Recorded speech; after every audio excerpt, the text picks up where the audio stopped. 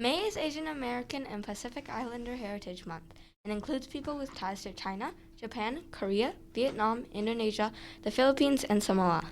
In South Asia, this includes people with ties to India, Pakistan, Bangladesh, Sri Lanka, Nepal, Singapore, and Bhutan. 6.8% of the U.S. population currently identifies as Asian American or Pacific Islander. It's the fastest growing demographic in the United States, but the experiences of this group have often been overlooked and misinterpreted.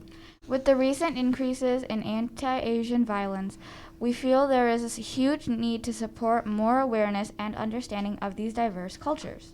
That is why we are here today to talk to you about our own diverse backgrounds. My name is Shino Hammond. I am Japanese American.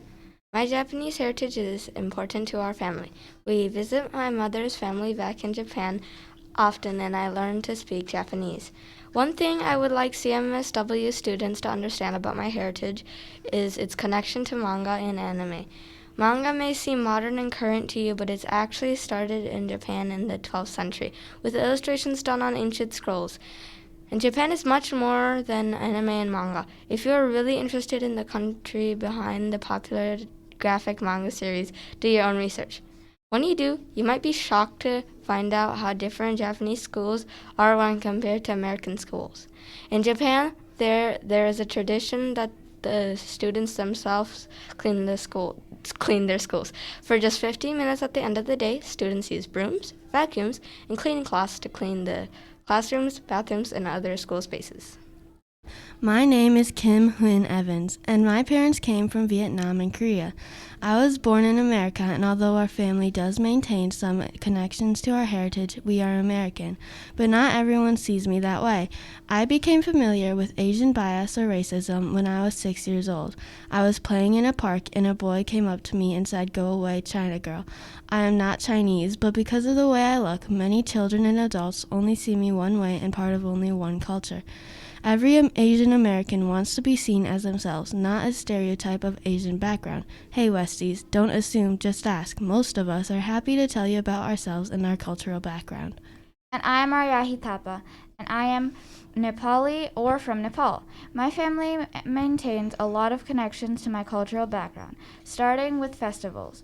My mother and I love to celebrate Holi, or the Festival of Colors. Holi is celebrated each year on the full moon day of Phag, month of Nepal, meaning between February and March. It honors the starting of spring, and you get to wear different colors every day. My mom and I make sure to coordinate our outfits during this time. When it comes to Nepal, I have found out that some people mistakenly think that the entire country is cold, like at the top of its famous mountain, Mount Everest. But that's not true.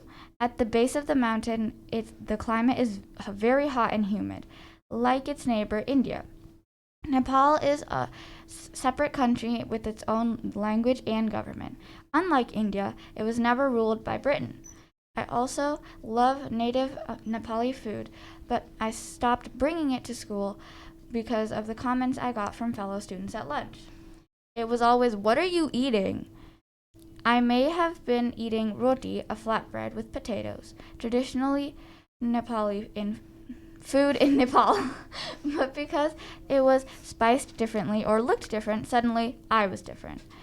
I got so tired of the attention, I asked my mom to just make me sandwiches for school lunch. But Westies, if you see someone who is eating something unique, don't call them out. Just know that whatever they are eating, it is still food.